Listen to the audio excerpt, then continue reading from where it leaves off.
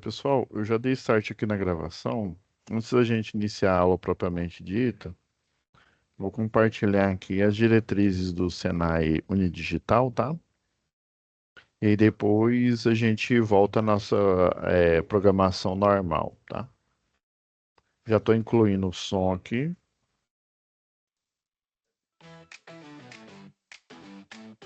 Como aproveitar melhor sua web aula via Teams?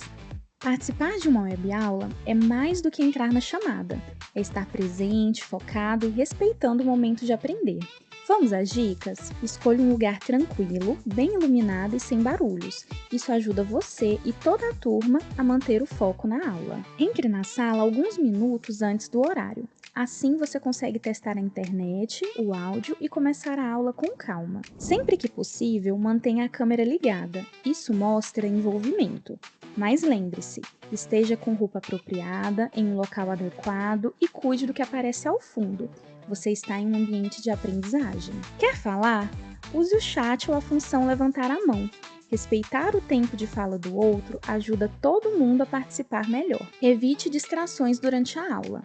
Feche outras abas, guarde o celular e foque no conteúdo. Esse é o seu momento de aprender. Em caso de dúvidas sobre o conteúdo, fale com seu tutor ou tutora.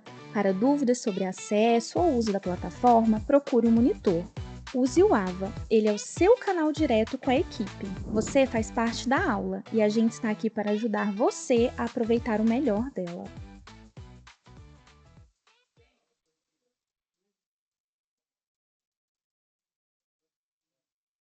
Pois é, pessoal, essa oportunidade da gente aproveitar aí o estudo EAD. Olá, Paulo, tudo bem? A gente está num momento único, tendo uma chance única aí eh, de estudar, né? Eu, além de professor, também sou aluno do EAD.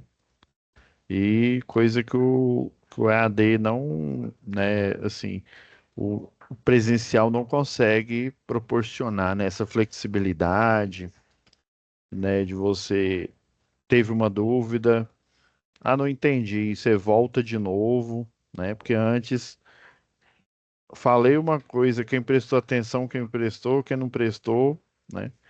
Então vamos aproveitar esse momento. Voltando aqui à aula, pessoal, deixa eu compartilhar a nossa tela. Aula passada a gente falou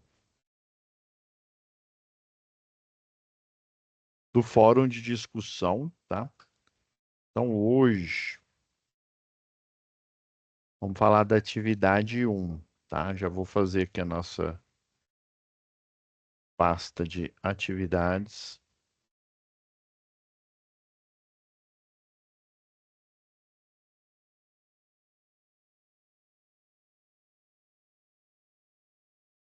Já vamos baixar aqui vamos lá em situação de aprendizagem, né? Já baixar pessoal, e deixei aqui no fórum um complemento, tá? Um complemento aí da aula passada. Uma dica aqui, ó, vi que o pessoal já tá postando, ó. Depois vou dar uma corrigida aqui, tá? Mas aí eu sempre deixo depois da aula sobre o fórum, né? Uma dica aqui que te dá uma luz sobre sobre o assunto aqui do fórum de discussão, tá? Aí é só se acessar, tá aqui, tá visível para todos vocês. Voltando lá na aba de situação de aprendizagem, vamos baixar ela aqui, a folha do desafio também.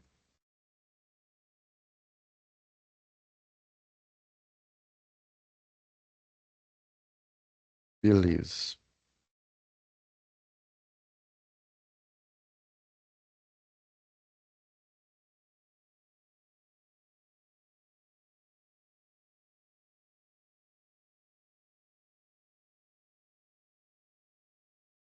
Então,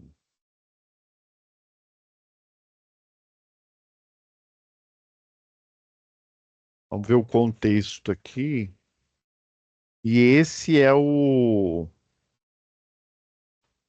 a folha aqui de atividades. Ah, ela parece uma atividade do presencial. Entendi. Inclusive, eu estava vendo aqui uns diagramas aqui, ó, já até peguei. Vou mostrar aqui mais ou menos como é que é um projeto aqui para vocês, tá? Pra vocês entenderem aqui. Esse aqui é um projeto de uma unidade consumidora, né? No caso aqui é um posto de combustível, né? E serviços, ou seja, a loja de conveniência, a gente tem a loja aqui de conveniência e a oficina, né? Aqui o elevador de troca de óleo. Depois eu vou mostrar o padrão deles para vocês. E eu já estava desenhando aqui, ó.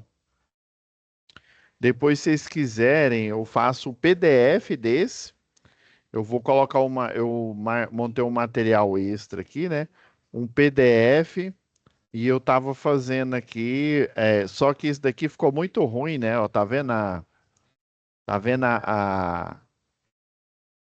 se você der um zoom, ó, você quase não entende se é 6 milímetros ou se é 8 milímetros, né?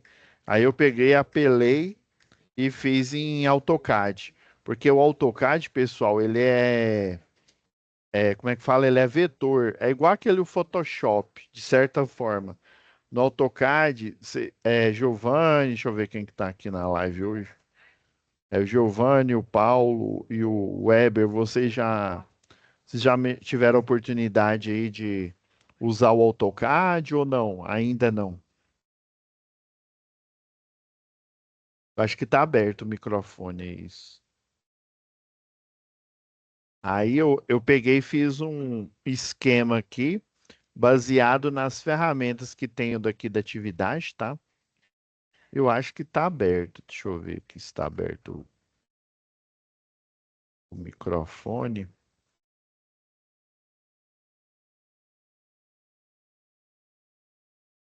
Eu acho que não tá travado, não. Não tá aberto o microfone. Isso, tudo tá aberto aqui. E aí, eu não sei se vocês tiveram já a oportunidade de usar o AutoCAD, mas depois eu vou ensinar umas manhas aqui para vocês. E aí eu peguei e estava fazendo AutoCAD em cima aqui desse desenho. É só você, porque aqui, ó, essa primeira camada aqui do AutoCAD, ela chama ou é desenho ou é modelo. Agora, quando você abre mais abas aqui, eu poderia abrir mais, essa outra camada aqui chama layout. Aí essa camada aqui eu consigo, por exemplo, tá vendo essa janela aqui? Ela é chamada de viewport, porta de visualização.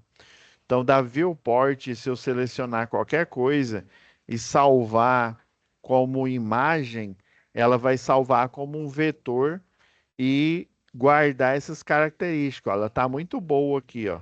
Eu fui fazendo os desenhozinhos aqui de barramento, né? Aí eu passo um modelo para vocês, tá bom? Fui fazendo o desenho aqui, mas ficou horrível. E aí eu apelei e fiz no AutoCAD aqui, tá? Eu peguei como base isso daqui, ó. Porque dá para você desenhar na mão, viu?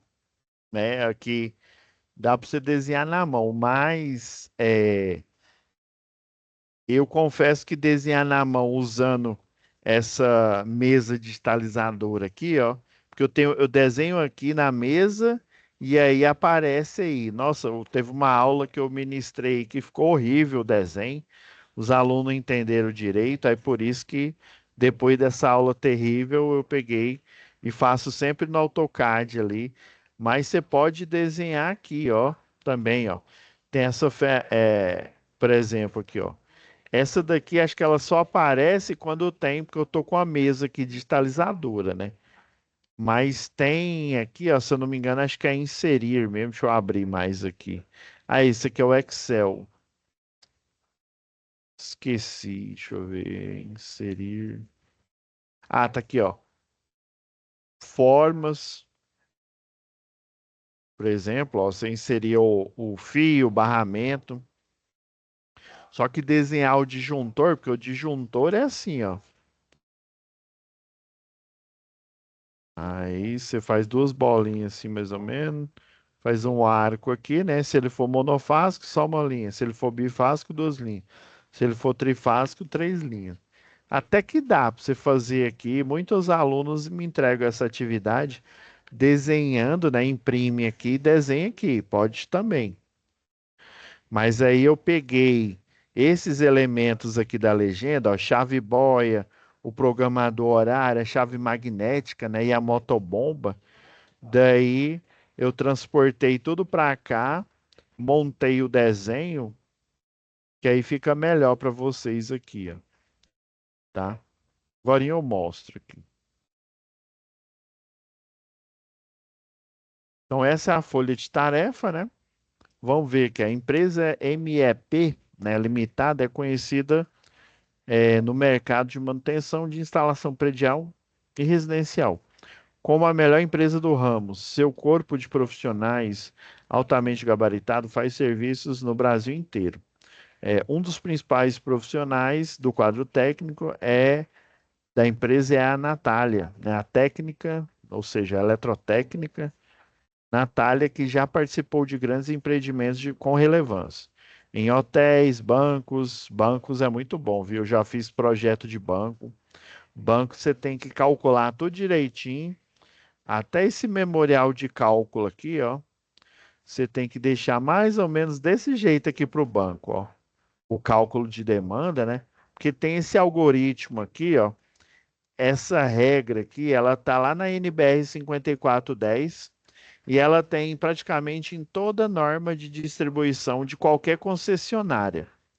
Daí, ó, por exemplo, a demanda é o somatório dessas letras aqui. Aí, por exemplo, a letra A é iluminação, a letra B é equipamentos dedicados a aquecimento, tá? Aí o B de índice 1 é chuveiro. Aí, por exemplo, tem outros tipos, né? Tem o B2, o B3, o B4.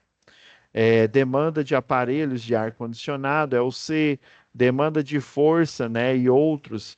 No caso, força, a gente considera motores, né? Bombas, até motor de portão, né? Portão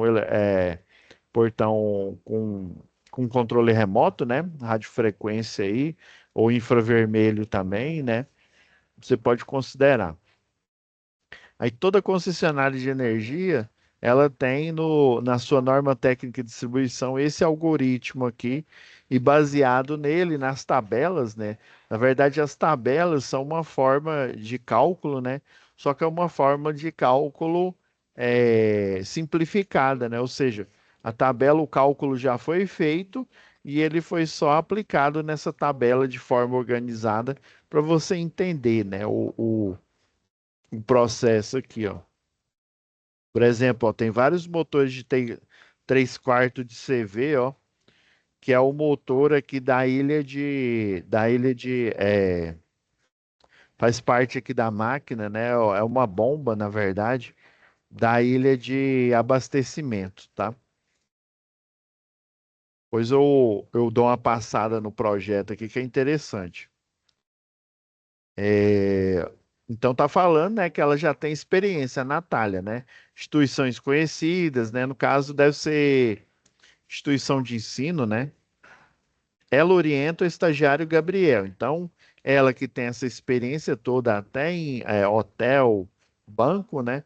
Ela tem um estagiário, que é o Gabriel, que sempre auxilia, né, nos projetos aí. Gabriel sempre pede para ficar à frente dos projetos, mas Natália sente que não é a hora, né?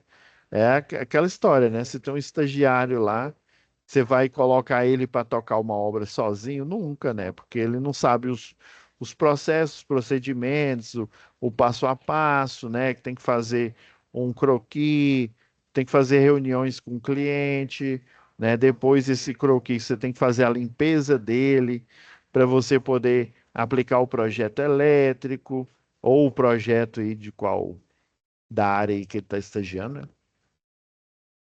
Então, um dia, né, pela manhã, chegou uma solicitação de serviço. Um grande cliente contratava MEP limitada para instalação elétrica de uma residência em processo final de construção. O cliente era muito importante e exigente. Na solicitação já estava agendada uma reunião para o mesmo dia. Tá? Então, a técnica em eletrotécnica Natália, né, o estagiário Gabriel, foram na residência pontualmente, a fim de se reunir com o proprietário do imóvel, seu José. Provavelmente deve ser uma casa de alto padrão. Então, os profissionais fizeram a inspeção na infraestrutura elétrica, né? Verificaram toda a instalação, realizando levantamentos dos itens necessários. Geralmente você vai, esse tipo aqui de trabalho, o projeto já estava em andamento, né? E existe algumas alterações que você pode fazer. Aí você vai em loco, olha a instalação, por exemplo, vou pegar aqui uma foto aleatória que eu peguei da internet, que eu sei que essa foto tá toda errada. Vocês conseguem me dizer o que que tem, né? Aquela brincadeira, onde está o Wall-E, né? Qual é o problema dessa instalação? Vocês estão vendo que é o fio, né, passando por um forro. Eu não sei, eu peguei isso aqui na internet, viu? Eu não sei se ele está coberto ou se está mostrando só a foto do forro. E aí você tem a fiação, né? Uai, professor, parece que ela tá fora do eletroduto também, né?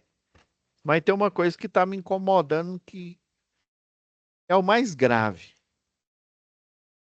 Vocês, vocês imaginam aí, o Paulo, Adenilson, Rony, tá aberto o microfone aí. O que que vocês acham que tá estranho? Eu vou dar até zoom aqui, ó.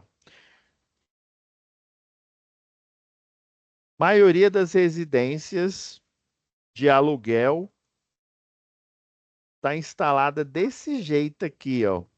Quando o fio não tá bonitinho aqui, eu esqueci o nome desse. Você coloca aí na madeira aqui, tem um prego aqui no meio, né? E aí você coloca aqui para fazer a passagem do fio, né? Barracão, casa para alugar, né? A maioria esmagadora tá montada desse jeitinho aqui. Alguém consegue me dizer o que tá estranho aqui? Além da falta de eletroduto, né? Que segundo a NBR 5410 está faltando eletroduto, né? Ninguém? Então vou dar a dica. Isso aqui é um fio, ó. Opa, boa noite. Ô, boa noite. Pelo que eu estou vendo aqui, acredito que seja a falta de isolação aí nas emendas. Pode ser Isso isso? mesmo, mãe. Isso, não, na hora que eu vi essa foto aqui, eu tava procurando na internet, eu não acreditei, não. Aí eu nem coloquei fotos, né, que a gente pode pular, foto zoada de instalação elétrica. Então, pessoal, a emenda tá até bonita, tá até bem feita, mas tá faltando né, pelo menos uma fita isolante ali. Isso daqui dá uma fuga de corrente, ele tá assim, só para vocês terem uma ideia, vocês sabiam que na norma, eu nem sabia disso, eu fiquei sabendo quando eu estava lá no curso, né, na engenharia elétrica, e o professor comentou. Você sabia qual que é a função da capa do fio, né? Aí você pensa, né? Eu vou responder a mesma coisa que eu respondi na época para o meu professor.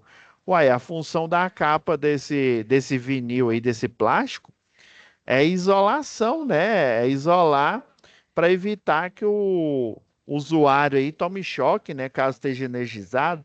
Aí ele falou assim, apesar de ser óbvio, né? Mas não é a principal função. Eu falei, uai, mas como assim?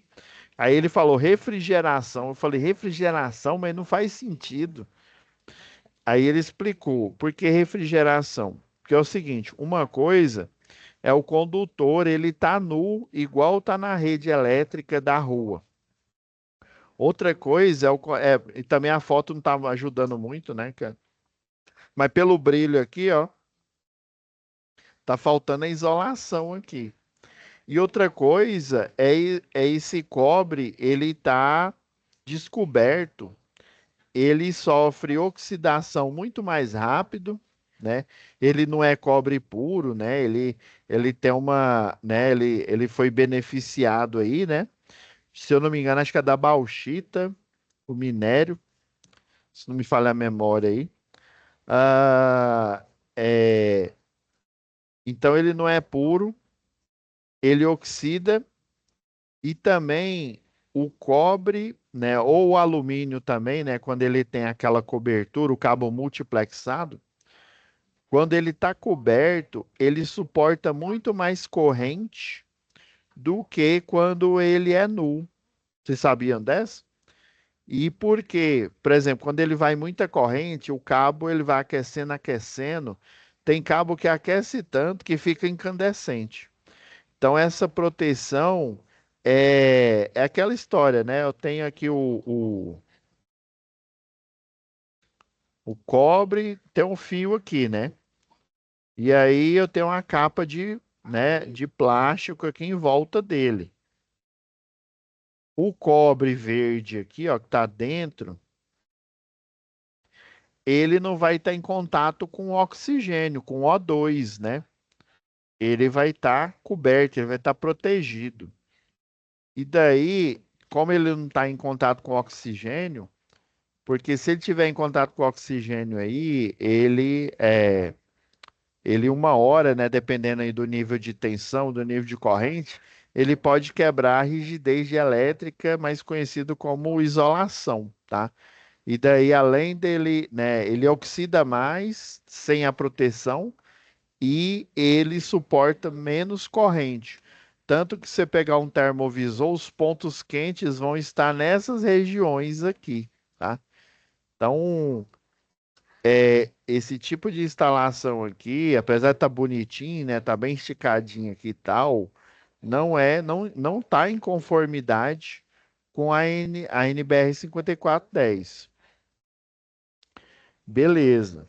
Aí você vai na instalação, você se depara com isso, né?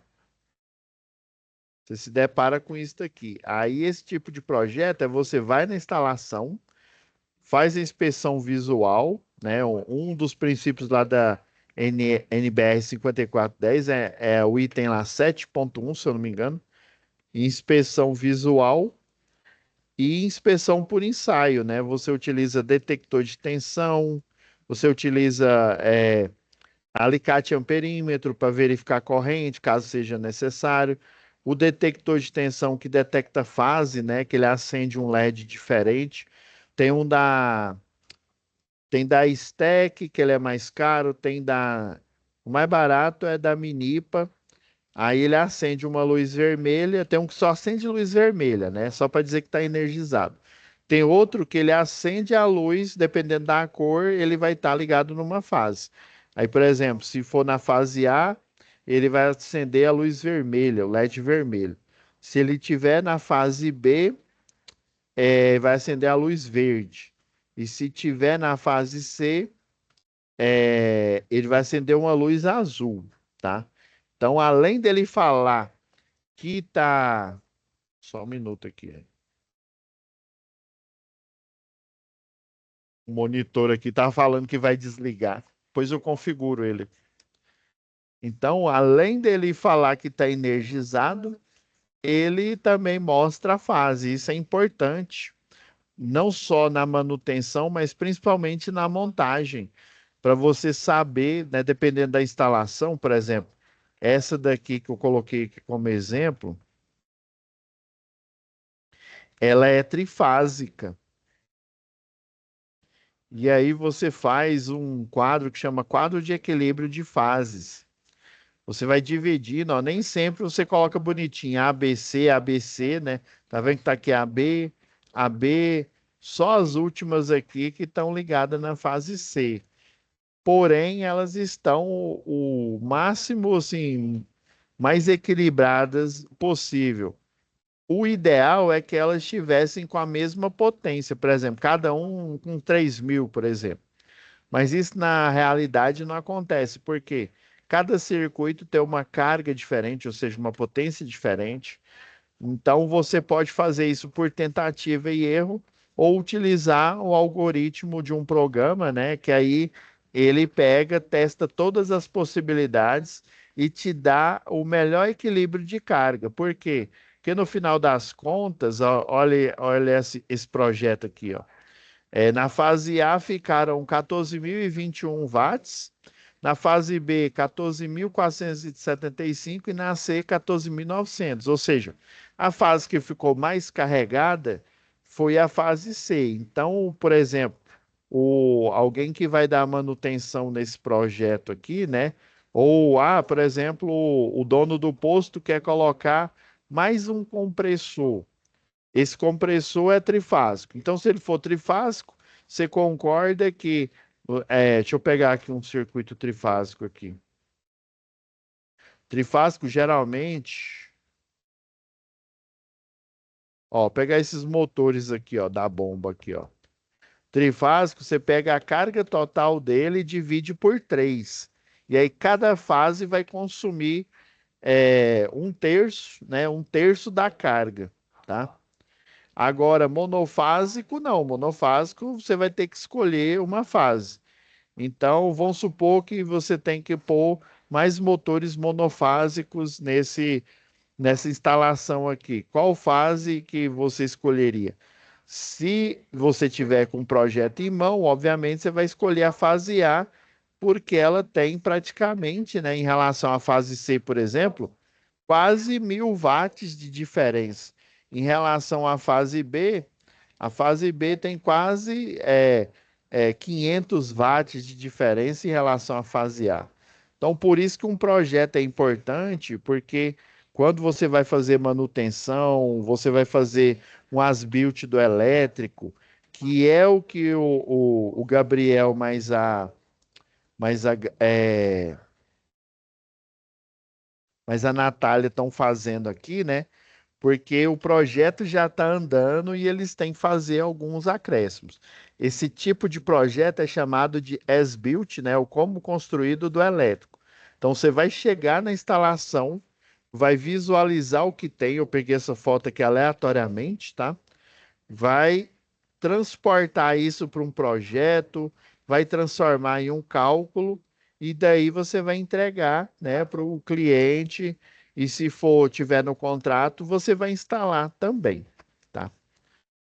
Então, de acordo com os itens levantados, né, o Gabriel ele fez o levantamento do as-built, né, do elétrico, ou seja, do que tem lá para eles lançarem no projeto. De acordo com os itens levantados, Natália enviou todos os dados para a empresa elaborar o orçamento. No dia seguinte, a empresa MEP Limitada enviou o orçamento do serviço que constava a instalação de lâmpadas, tomadas, sensor de presença, minuteria, cigarra, né, que é da campainha, né, a parte que emite som, motor monofásico, e sistema de segurança eletrônica. O orçamento foi aceito pelo senhor José, né? E o serviço foi iniciado no dia seguinte. Ao iniciar o trabalho, Natália e Gabriel começaram o dia revisando tudo o que teriam que fazer durante o expediente. Então, eles seguiram a norma 5410, né? Conforme convenção da área técnica. Os profissionais identificaram os esquemas unifilares, multifilar, né, e unifilar, que deveriam ser desenhados. Natália explicou que cada esquema deveria ser registrado em formulário próprio, que é esse daqui, ó.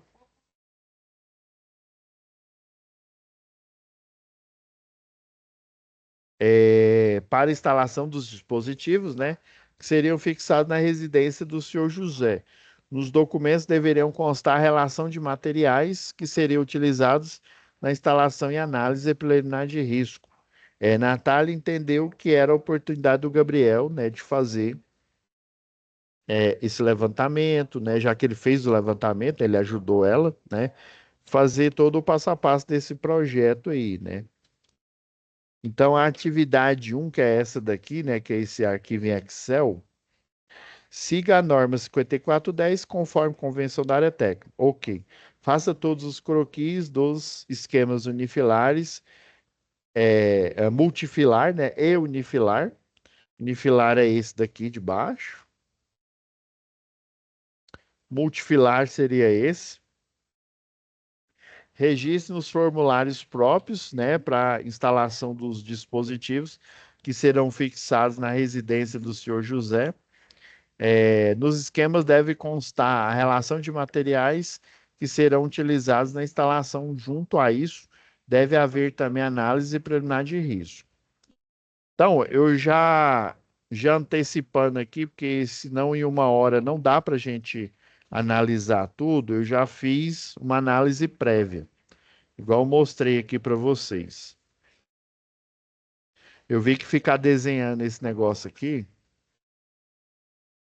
ia dar muito trabalho, ia ficar feio, né? Então eu já fiz já mais ou menos aqui para dar uma dica para vocês aqui. Esse formulário, ele parece um formulário, né? Ele é bem parecido, dependendo do tipo de projeto. Trabalhei numa construtora que ela fazia de tudo. Ela tinha uma empresa paralela que construía poste de energia, né? Só para vocês entenderem. Acho que era Mold que chama a empresa. Então, essa construtora tinha uma empresa paralela, chama Mold. Eles faziam pré-moldados, né, de poste de energia, fazia pré-moldado de ponte, né, fazia projeto de prédio, né, ou seja, construções verticais, condomínio horizontal, casa de alto padrão. O que aparecesse lá, eles faziam. Então, eu trabalhei em alguns projetos e nesses projetos tinha justamente esse formulário aqui, ó, um formulário bem parecido com esse. Que esse formulário ele estaria dentro do que a gente chama de memorial descritivo do projeto. O memorial descritivo do projeto, ele é um resumo, tá? Então, isso aqui seria um resumo do as-built do elétrico, ou seja, do que eles teriam que. Porque o projeto aqui do seu José ele já está pronto, mas eu preciso instalar, por exemplo, essa motobomba aqui, tá? Aí falou que tem que instalar a lâmpada e tal, mas esse esquema aqui, que é o esquema 9, é porque tem vários esquemas, inclusive tem lá no momento presencial de vocês, né? Aí esse 9 aqui foi vamos dizer assim, o escolhido. Daí, ó, eu tenho um material extra que eu vou passar para vocês, que é o exemplo desse esquema aqui. Como que eu extraí esse desenho? Eu fui tirando o print, justamente. Cadê o AutoCAD aqui, ó? Eu fui tirando o print aqui, ó, e fui juntando o desenho aqui, ó, os pedaços dele, e fui desenhando por cima. Cadê onde? Ah, é porque o que eu desenhei por cima, ele estava aqui, eu tirei ele. Tirei ele do lugar aqui, ó. Então, nesse quadro de distribuição, nós vamos ter um disjuntor, tá? Eu não coloquei. Lá tá falando que é um motor monofásico. Deixa eu ver aqui.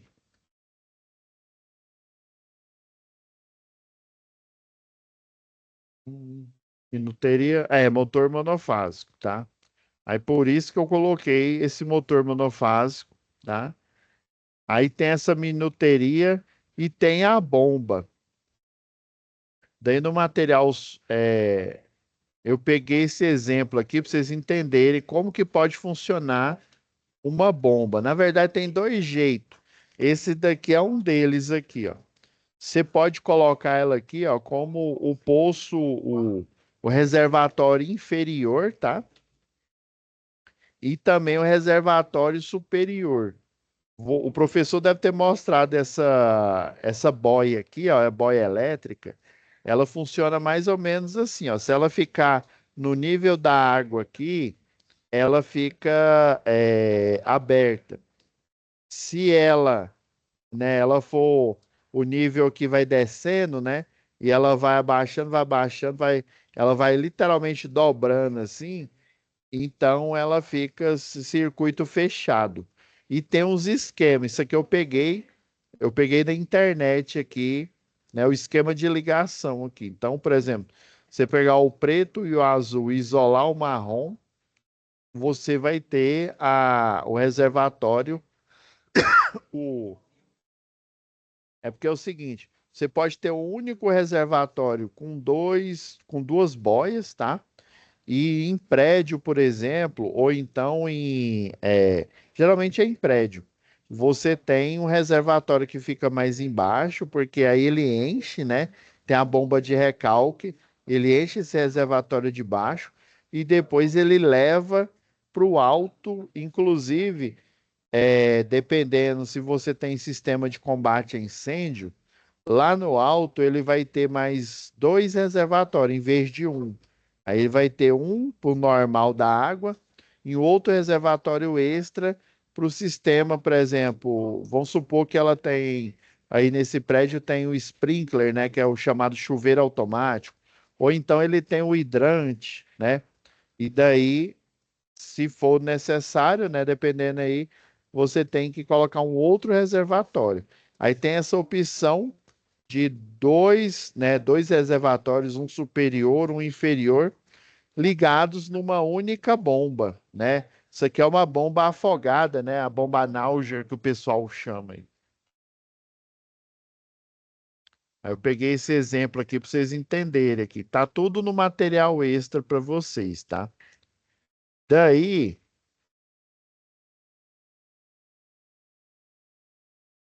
estão vendo que do quadro aqui, ó, sai a fase e o neutro, tá? Da bomba. Eu coloquei como ele, deixa eu ver se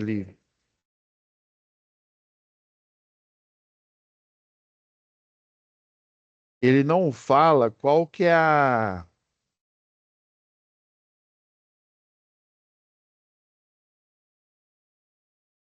não, ele não fala qual que é a potência. Aí eu fui meio genérico aqui, ó. Eu peguei o de um quarto não, 3/4 de CV. Aí 3/4 de CV você encontra, se você for aqui, ó, você vem aqui, Normas Técnicas Equatorial Goiás, tá? Clica aqui. E aí você tem que ler, entendi, enviar, normas técnicas de conexão, é, clica de novo, né, para sair. Aí você pode pegar ou a NT 001 ou a 04. Diferença é que a 01 é para uma única unidade consumidora. A 04 são para várias. Ela tem umas tabelas a mais, lembrei. Deixa eu usar que eu já tenho aqui.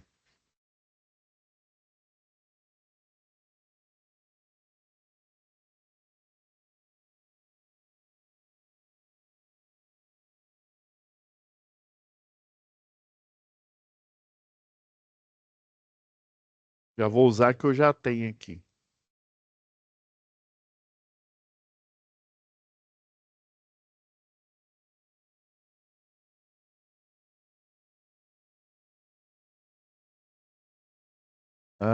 Eu estou usando a revisão 7, tá? Mas pode ser que esteja uma revisão. Acho que já está na 8, é na 9. Ó, tem na página 40 aqui, ó, tem a tabela 8, para motores monofásicos. Como ele não deu a, a potência, eu tô chutando que ela é de 3/4 de CV, viu? Então você pode arbitrar, pode ser que ela seja de 1/2 CV, né? Pode ser 1/3 de CV, 1/4. Ó, 3/4 de CV dá. Aqui tá falando para um motor, já que é só um motor aí na casa do seu José, dá 1,34 e aqui ele tá em kilovolt-ampere, né? Então, se eu andar três casas aqui, vai dar 1.340, né? Andando três casas aqui, que ele é em K, né? Em quilo. Então dá 1.340. Já que ele é monofásico aqui, Goiás, né? Então é 220. Então a gente vai achar a corrente dele.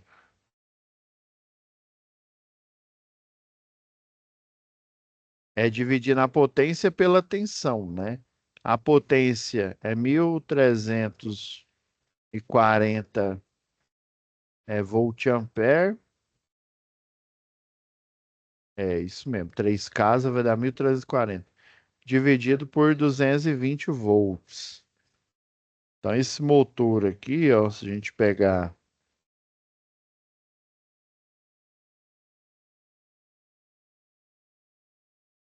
1.340 dividido por 220, ó, e dá 6, praticamente 6 amperes, 6,01, né? Praticamente 6 amperes. E aí, a gente tem dois conflitos aqui. Por quê? Porque vocês vão precisar de conhecimento que eu estou partindo do princípio, eu sei que deve ter algum de vocês aí que já é, sei lá, às vezes você já trabalha como eletricista, né, predial ou industrial, né? Então talvez você já tenha esse conhecimento que eu vou falar aqui, mas eu vou ter que dar spoiler. Um motor elétrico, pessoal, ele tem uma corrente que chama corrente de partida. Como eu não sei a corrente de partida, ela pode ser 6 vezes a nominal, pode ser 8 vezes. Aí, como eu estou acostumado aí com a engenharia, né? Engenharia sempre a gente pensa no pior caso. Vamos supor que dê 6 vezes o nominal aqui, ó. Aí, 6 vezes não, 8 vezes, a vezes 8. Mas pelo menos a maioria dos motores que eu vi vai dar uma 6. Então aqui, ó, 48.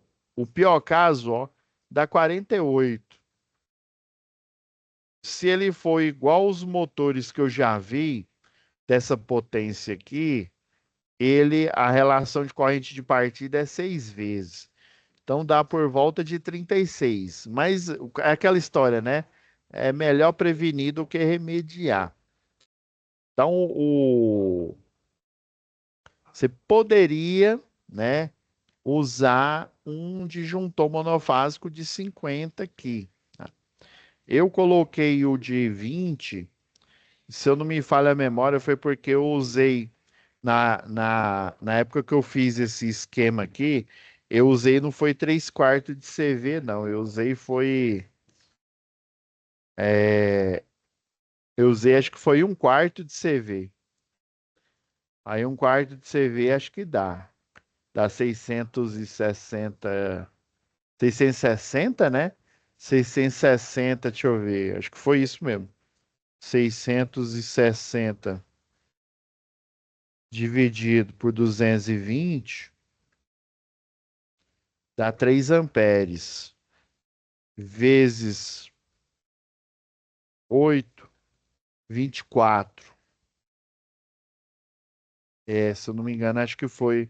Ou foi 1/4 de CV, ou foi um T, mas acho que foi 1/4 que eu utilizei. Aí esse 3/4 aqui, em vez de você colocar um disjuntor de 20, você vai ter que colocar um de 50. Professor, mas a corrente nominal, ela não deu aqui, ó. Você fez a conta aqui, ó. Ela não deu 6, né? É porque ele tem a corrente de partida. Aí a corrente de partida no transitório, na partida, ela eleva o motor até ele começar a girar. Depois que ele começou a girar, ele volta à corrente nominal. Já estou dando spoiler, caso, né? Eu estou partindo do princípio que nenhum de vocês sabe disso, tá? Então, você poderia, dependendo aqui da potência, se você pensar no pior caso, você multiplica por 8, tá? Mas aí o motor, se fosse vida real, né? Se fosse um- uma tarefa da vida real, não que a SAP não possa ser, né? Mas eu acredito que a relação corrente de partida, corrente nominal seria de 6 alguma coisa, né? Ela não chega a tanto, pelo menos para essa potência aí. Mas eu pensando no pior caso, então um disjuntor de 50 aqui, né? Eu colocaria para esse desenho aqui, ó. Em vez do de 20 que eu pus aqui, né? Então vocês estão vendo que dependendo do da potência do motor, a gente tem que mudar a corrente aqui do disjuntor. Eu coloquei de 20 por conta disso, tá, pessoal? Por conta que na época foi um motor com uma potência menor. E aí, se fosse um equipamento comum, tipo, sei lá, um chuveiro, aí como ele não tem corrente de partida, você apenas soma mais 5 amperes. Vamos supor que a corrente tivesse dado 20 a máxima, né? Aí a NBR 5410 ela recomenda que você some para o circuito de proteção 5 amperes. Então daria uma corrente máxima de 20 e um disjuntor de 25. Aí esse esquema que essa ligação aqui, pessoal, da boia,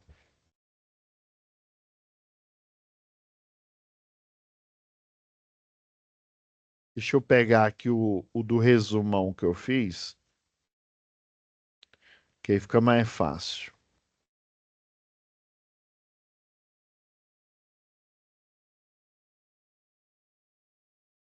Aí eu vou passar esse material complementar, tá? Pedir para Flaviane colocar aí para vocês, tá? Esse material aqui.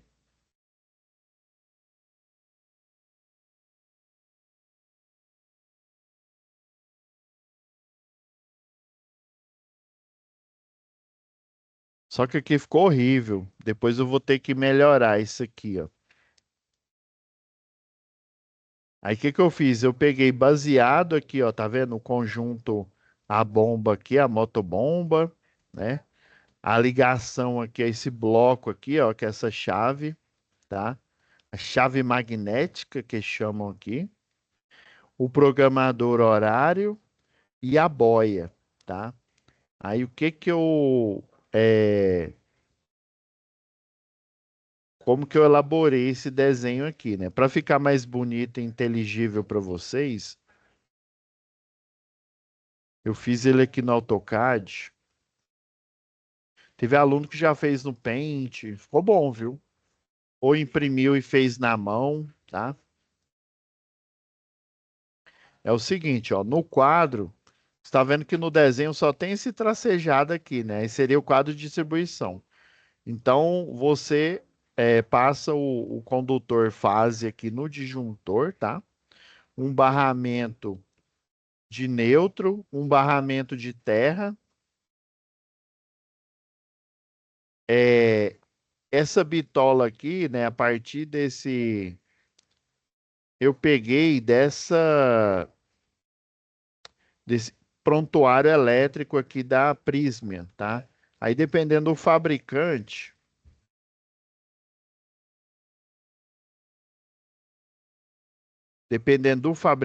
pessoal.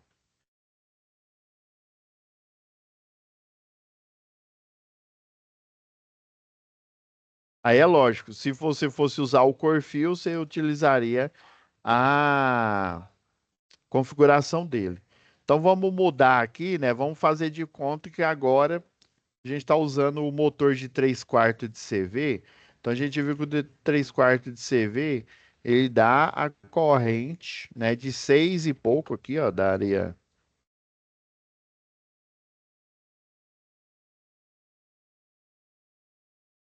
Ó, o de 3 quartos de CV, ó, deu 6 praticamente amperes. Pensando no pior caso, vezes 8 a corrente de partida, dá 48. Então você colocaria né? Vou fazer só alteração aqui. A lista de material, né? Seria um disjuntor de 50 amperes, tá? Aqui no lugar desse de 20, esse aqui de 20 foi porque eu expliquei aqui, né? Foi para outra potência que eu peguei, tá? E aí, obviamente, a professora, se eu estivesse fazendo isso para um cliente mesmo aí de verdade, você olharia na placa dele para ver a relação corrente de partida, corrente nominal. Provavelmente ela beiraria o 6, tá? Mas eu estou pensando no pior caso. Então, para esse caso aqui, eu sei que a corrente nominal depois do transitório, ela vai voltar para 6, tá? Mas aí, para evitar dele ficar caindo, tá dando queda, você coloca um disjuntor, né? Um de 50 aqui, né? Então, disjuntor monofásico, 50 amperes, tá? Aí, ó, se você for, esse aqui é o mais baratinho, viu? Esse dessa marca, viu? Não tô falando de Corfil, outra qual marca. Eu tô me baseando, esse aqui é um prontuário técnico. Todo fabricante de fio tem esse prontuário. Professor, por que que você não foi lá na NBR 5410? Por quê? Porque na NBR 5410 ela tá desatualizada, inclusive eu fiz uma aula inaugural essa semana, conversando lá com o professor lá da unidade, ele concordou, ele, não, a 5410 está muito desatualizada. O problema é que ela depende de uma, né, uma atualização externa e ainda depende do país comprar essa nova atualização, entendeu? E aí os fabricantes, eles seguem. Qual que é a vantagem de você seguir um prontuário técnico de um fabricante? É que o fabricante ele segue a NBR 5410, ou seja, ele é obrigado a segui-la.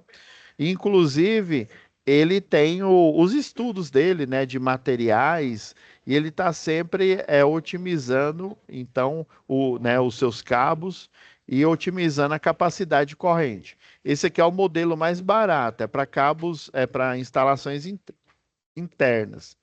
Então, para essa corrente nominal aqui de 6, ó, um de 2,5 já estaria ótimo, tá?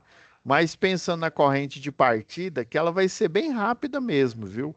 É cerca de segundos, tá? Dependendo da potência do motor. A gente vai utilizar quer ver, ó, com essa corrente aqui, a gente pode utilizar um de 6 milímetros, ou um de 4 milímetros aqui, viu? Porque eu sei que esse 48 ele não é da potência nominal do motor, ele é da corrente de partida. A corrente nominal é de 6 milímetros. Então, um de 4 ou 6 milímetros está passando de bom para esse caso, viu? Isso só porque é um motor, viu? Um motor de potência pequena. Nós vamos ter uma disciplina que chama instalações no próximo módulo, né? Instalações elétricas industriais. Aí lá a gente vai dissecar esse assunto. Lá vocês vão entender o porquê que eu estou fazendo essas loucuras aqui, tá? Então esse de 6 milímetros, ó, que tem capacidade de corrente segundo, esse o cabo aqui, ó, o Afumex Plus 750 volts para ambiente interno, ele suporta 41 amperes. Ele tem capacidade corrente de 41 para dois condutores carregados, ou seja, para um circuito monofásico. Então, ó, o programador horário, você vai ligar ali na fase e no neutro, né? Isso aqui já é bem simples. A chave magnética, vocês estão vendo as entradas aqui, ó. O vermelho, por isso que eu coloquei na mesma cor, na hora que eu desenhei no AutoCAD aqui, ó. Eu coloquei exatamente na mesma cor que tá a legenda da chave magnética aqui, ó, porque o que é o fase, ele vem aqui, ó, chave magnética, ela tem um contator aqui, é, ela ela tem esse acionamento trifásico aqui, ó, mas vocês estão vendo que esse mesmo contato aqui, ó, ele está bypassando por contato do meio. Então, na prática, ele tem três contatos, né? Você poderia usar num trifásico. Essa chave magnética que é uma adaptação, viu? Para um motor monofásico. Então, na hora que ele liga aqui, né? Na hora que você faz o acionamento, ele fecha com esse vermelho aqui, ó, e jampeia do meio aqui, né? Como se ele estivesse ligando direto no meio aqui, ó. Então, um lado entra a fase, que é esse que está jampeado aqui, o outro lado entra o neutro no motor monofásico, tá? O da bomba aí. E a fase vem aqui também, você vai derivar ela. Essa chave magnética ela já tem. Aí você, professor, é complicado, você já sabia fazer isso? Confesso que não. Todo o equipamento que às vezes, quando eu. Porque assim, eu trabalhei muito como projetista, mas na hora que precisava eu ia na obra, né? Mas aí, como meu contrato era de projetista, eu não podia tocar em nada, porque senão dava ruim. Aí eu pegava e falava, eletricista, vem cá, faz isso, isso, isso. Aí ele ia lá e. É porque o eletricista, ele recebe o adicional de periculosidade, né? Porque ele entra em contato direto com a rede elétrica. Ah, mas ele não desliga o circuito? Sim, é um procedimento de segurança. Eu, projetista, teoricamente, eu tenho que estar lá em frente ao computador fazendo o projeto, mas a empresa, ela às vezes precisava, né? Às vezes fugia da alçada lá do eletricista ou até mesmo do eletrotécnico, aí eu tinha que ir lá, né, fazer o exorcismo de Emily Rose lá na instalação, né? Então, eu ia lá e resolvia o BO. O chefe chegava, falava lá, resolve. Aí eu ia lá e falava, só que no, pelo amor de Deus, Jorge e Matheus, não pega na instalação elétrica. Tudo que você for fazer, você vai orientar o eletricista, ele pega lá, porque ele recebe o adicional, você não recebe, e caso aconteça um acidente com você, eu tô no aço, literalmente. Ele estaria no aço mesmo.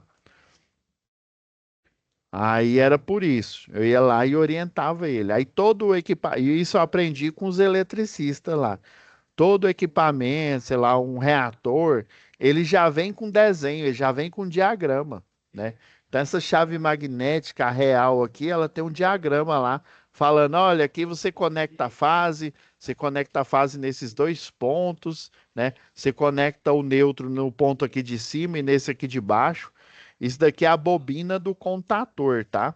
O motor elétrico, pessoal, como ele não é igual uma lâmpada, né? Que você simplesmente, ó, eu peguei os pedaços aqui e fui desenhando, tá? Como ele não é igual, ele não é assim. Eu vou passar um pouco do horário, tá, pessoal? Que nesse horário agora eu tô com uma janela, porque eu dou aula agora de NR10, e aí a minha turma já, como se diz, já finalizou o treinamento. Aí eu vou só passar um pouquinho do horário aqui para a gente finalizar essa análise.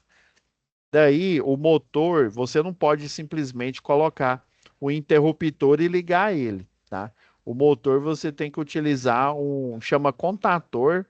Felizmente, o colega que tem ali o acesso, porque senão eu trazia ele aqui, abrir e mostrava aqui na câmera. Para quem não conhece, né, o contator, ele tem uma armadura, né, ou seja, um contato metálico bem robusto que suporta muita corrente. É igual eu falei para vocês, todo motor elétrico, ele tem essa característica porque ele precisa sair da inércia, e quem faz ele sair da inércia é a corrente elétrica que cria uma força mecânica no enrolamento do rotor. Aí, essa corrente elétrica que cria essa força ortogonal, é assim que a gente aprende lá na faculdade, né? Força ortogonal é porque é o seguinte: a corrente elétrica ela passa longitudinalmente no fio, né? Ou seja, ela passa no comprimento do fio. Daí, lembra lá em eletricidade básica? Lembra que eu comentei que tem a regra da mão direita, né? A corrente passa aqui, em volta da corrente vai aparecer um campo eletromagnético. Por isso que o alicate amperímetro, na hora que você coloca aquela garra dele aqui, né? Por que que ele consegue saber a corrente elétrica sem eu precisar ligar em série? Né? Vocês aprenderam lá em eletricidade, né, no laboratório, que para você aferir corrente no multímetro a dois fios, né, você tem que pôr em série para a corrente passar dentro do amperímetro. O problema é quando essa corrente é muito alta. Aí por isso que eles utilizam o alicate amperímetro, porque na hora que você coloca a garra aqui, o campo eletromagnético vai bater no transformador de leitura dele, e aí ele vai se traduzir uma corrente e vai mostrar o valor, né, dessa corrente através da interpretação do campo magnético pelo circuito integrado, tá? Aí a corrente passa, o campo eletromagnético ele envolve todo o fio E aí vai aparecer uma força ortogonal. O que que é uma força ortogonal? Uma força em 90 graus. Se a corrente ela está indo nessa direção, vai aparecer uma força em 90 graus. Ué, peraí, professor, mas em 90 graus ela pode ser tanto para cima quanto para baixo. Aí quando ela está nessa direção, por isso que chama regra da mão direita, né? Quando ela está nessa direção, a força em 90 graus ortogonal, ela vai ser para baixo. Aí, quando ela está nessa outra direção, a força ortogonal vai ser para cima, né? Por isso que a bobina de um motor, deixa eu fazer um esboço aqui, ó. Você tem aqui uma bobina quadrada aqui de um motor, ó. Aí você tem o eixo está aqui, ou seja, ele está preso nesse eixo aqui, né? Essa bobina. Então ela vai girar ou no sentido horário ou no sentido anti-horário. Concorda? Daí, na hora que essa corrente passa aqui, lembra que eu falei, a corrente passa para lá, né? A força sai da palma da minha mão aqui, né? Então ela sai para cima. A corrente vem aqui, ó, para esse lado. A força, quando eu falo força, é força mesmo, mecânica mesmo. Pera aí, professor, os elétrons eles empurram um fio em 90 graus, isso mesmo. Na hora que a corrente ela passa para esse lado aqui, ó, aí a força ela troca de lado, né? Ela vai para baixo. E fica semelhante a um pedal de uma bicicleta, né? Na hora que você está pedalando a bicicleta, né? Enquanto você faz força com um pé, você também está contrapondo com o outro, né? É basicamente um motor elétrico, é como se fosse uma bicicleta fantasmagórica aqui. Quem que pedala essa bicicleta? Os elétrons. Aí, por o motor ele estar parado, né? Ele está em inércia, eu preciso de muita corrente elétrica. Aí, por conta de necessitar, né, dessa quantidade absurda de corrente elétrica, a corrente ela vai se elevar até 8 vezes a nominal. Aí, por isso que ele aumenta a corrente, viu? É só por isso. Um chuveiro, isso não acontece. Qualquer equipamento resistivo, qualquer tipo de equipamento que não seja um motor elétrico ou também um transformador, também acontece, chama corrente de inrush, mas é outra história para o módulo 3, tá? Aí por isso que acontece isso. E aí toda chave, por exemplo, essa chave magnética, já na hora que você compra ela, depois vocês fazem a pesquisa no YouTube, ela já vem com um diagrama falando, olha, você bota a fase aqui, se você quiser ligar ela para circuito monofásico, você liga desse jeito. Se você quiser ligar ela para circuito trifásico, né, aí ela tem mais outros 3 pontos aqui, ó, e aí, em vez de você colocar o neutro, você coloca a fase aqui, tá? Esse aqui é o relé térmico, é o relé de sobrecorrente, porque esse relé de sobrecorrente, ele vai proteger, né? Aí, geralmente, ele é projetado, você vai usar uma chave magnética de acordo com a potência do motor, tá? Aí você liga ele desse jeito, ó. Nesse borne aqui, ó, da chave, igual tá desenhado aqui, ó. Eu não tive trabalho nenhum, só o único trabalho que eu fiz foi desenhar no AutoCAD e recriar essas estruturas aqui, ó. Que eu fui fazer na mão, ficou feio demais, ó. Isso aqui esse número aqui é o código do padrão para o relé térmico, tá? O relé de sobrecarga. Isso daqui é a nomenclatura para o contator. Aí, como ele atinge 8 vezes a corrente nominal, né? Até 8 vezes, né? Ele precisa de uma armadura, ou seja, de um barramento grande para ele dissipar essa corrente. Então, o contator nada mais é do que um barramento gigante ali, fechado numa caixa, tá? Aí ele suporta essa corrente de até 8 vezes a nominal, tá? Aí ela é uma bobina aqui. Aí o que que eu fiz aqui, ó? Fiz um diagrama de comando, tá? Esse diagrama de comando aqui, obviamente, eu extraí ele aqui, ó, da internet, tá? Eu peguei, usei exatamente esse diagrama aqui, ó. Aqui, ó, só para vocês saberem, o programador horário, ele vai ficar no modo normalmente aberto, tá? O modo normalmente aberto, ele tem tem esse desenho aqui, tá? Aí você vai ter uma, um sensor aqui, uma boia, né? Por exemplo, a boia um, né? Que vai ficar, na verdade, lá no, na chave magnética, eu extraí lá dos terminais da chave magnética, esses números aqui. O normal aberto, ele termina em 3 e 4, e o normal fechado, ele termina em um e 2, tá? Tá aqui 2, eu esqueci de pôr o 1 aqui, ó. Deixa eu colocar ele aqui.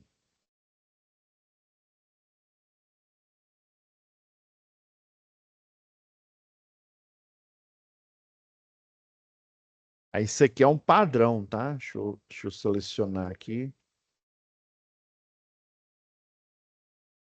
Ah, eu tô com, tra, com um trace magnético aqui, por isso que ele... Deixa eu tirar o 90 graus aqui. Aí esse daqui é um. Ó, agora tá correto. Isso aqui é a nomenclatura para o normal aberto, tá? E essa nomenclatura no Born inferior é um ou é 2, tá? E no Born superior aqui é um. Aí quando é normal fechado é um e 2, né? Termina com um e 2. Quando é normal aberto, termina com 3 e 4, tá? Aí o diagrama de comando vai fazer essa alternância aqui, beleza? Na hora, para ele ligar automático. Aí a lista de material eu coloquei, ó, disjuntor. Aí como a gente utilizou o de 3 quartos aqui, aí você vai modificar, disjuntor de 50 amperes, né? Se for uma potência menor, você vai utilizar, né, por exemplo, o disjuntor de 20, igual esse exemplo que eu, que eu dei aqui, né? Aí o programador horário, né, com NA é normal aberto, viu? Chave magnética, é um quinto de CV. É um quinto de CV aí, ó. Um quinto de CV, aqui eu acho que na tabela da Equatorial não tem, mas dá para a gente deduzir aqui.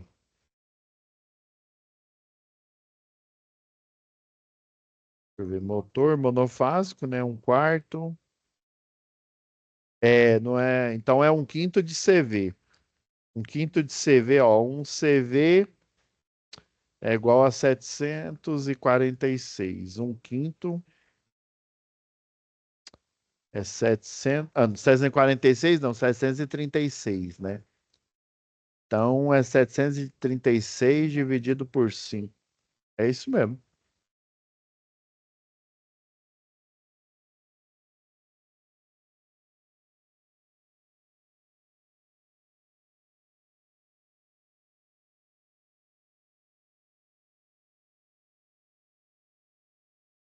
Então, 147 volt-ampere. 147. Então, 147 por 220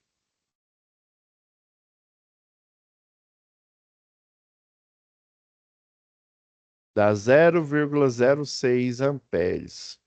Aí, vamos pensar no pior caso, né? Vezes 8, 5 amperes. Corrente de partida, né? Então o de 10 daria, viu? Mas eu aconselho fortemente, tá, pessoal? Vocês utilizar para motor, tá? Aí, nesse caso, em vez de você utilizar um de 10 curva C, você utiliza um de 20. Foi isso mesmo, ó, um quinto de CV, tá? Mas isso aí eu escolhi arbitrário, viu? Isso aqui eu escolhi na hora que eu estava fazendo essa análise aqui para mostrar para vocês. É porque eu não lembrei, ó, chave magnética. E lembra que dependendo da potência do motor, a chave magnética tem que ser compatível na hora que você vai fazer a lista de material lá, tá? Aí chave de boia, né, 10 amperes, motobomba de 1/5 de CV, né, que dá 147,2 volt-ampere. Cabo flexível vermelho. Eu confesso que eu arbitrei aqui, viu, essa instalação elétrica aqui. Obviamente, né, esses valores aqui, né, essa metragem aqui pode variar, tá? Ah, professor, o meu não saiu igual o seu, não. Beleza. É porque como aqui não tem medida, você está vendo que essa situação de aprendizagem ela é bem genérica aqui. Aí algumas coisas, por isso que eu analiso junto com vocês a atividade, porque algumas coisas eu preciso preencher essas lacunas para vocês entenderem a atividade. E isso vai acontecer muito na vida profissional de vocês. Provavelmente, né, dependendo aí de que se algum de vocês já trabalha nessa área, né? Provavelmente você está vendo isso aqui e falou, não, realmente, professor, eu passo isso demais, assim. É porque, como não, ele não foi bem dimensionado aqui, né? Ele não me deu potência aqui, não. Eu já li isso aqui tudo, ó. Não tem a potência do motor lá do seu José. Aí eu lembro, agora que eu olhei aqui, ó, 1/5 de CV, né? Aí é só você dividir por 736, né? Que é cavalo vapor. Se fosse HP, né? Você dividiria por 746, é 10 a mais, o HP. Porque se for traduzir, pegar a tradução, é a mesma coisa, né? Horsepower, né? É cavalo vapor, mas ele tem essa diferença, sim. Aí a APR é basicamente o quê? Você tem a etapa de montagem da instalação, ou seja, você vai montar o... Depois vocês vão fazer a passagem aqui, tá bom? Fica tarefinha de casa. Eu posso até... que eu vou melhorar esse desenho, ficou horrível aqui. Que vocês vão passar aqui, ó, só o circuito da motobomba aqui, tá?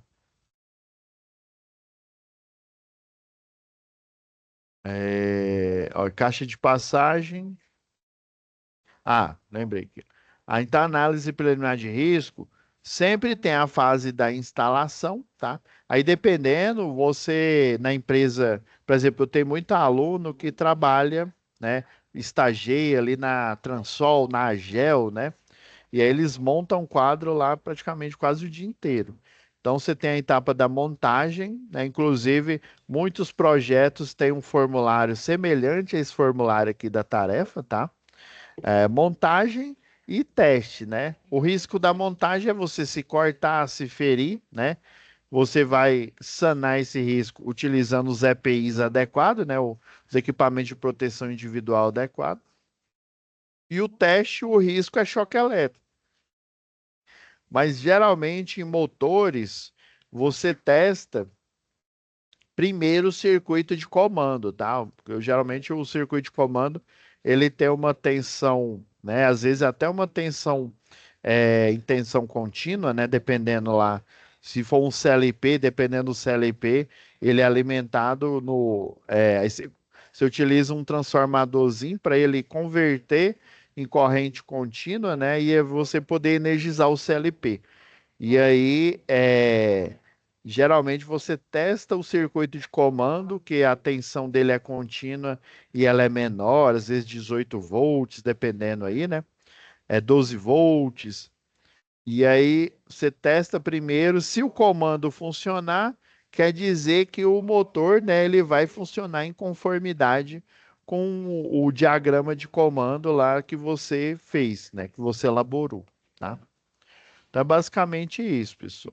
E aqui é para vocês fazer a passagem dessa fiação aqui, ó. Igual aqui, ó. Eu passei fase neutro, né?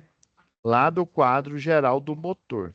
Aí agora sim, ó, com o motor de 1/5 de CV, é porque eu não estava lembrando qual que era a potência que eu havia arbitrado aqui. Aí agora faz sentido esse daqui ser de 20 amperes e não de 50, tá? É 1/5 de CV esse daí. Mas geralmente é motobomba, né? Bomba de recalque de piscina, é, de poço de combustível, né? Um pouco mais robusta, um pouco mais forte, né? Mas geralmente de bomba de recalque de piscina, de residência, é uma potência assim bem baixa, tá? Mas todo e qualquer motor ele tem essa característica da corrente de partida que eu expliquei para vocês. Beleza? Então é isso, pessoal. Alguma dúvida aí?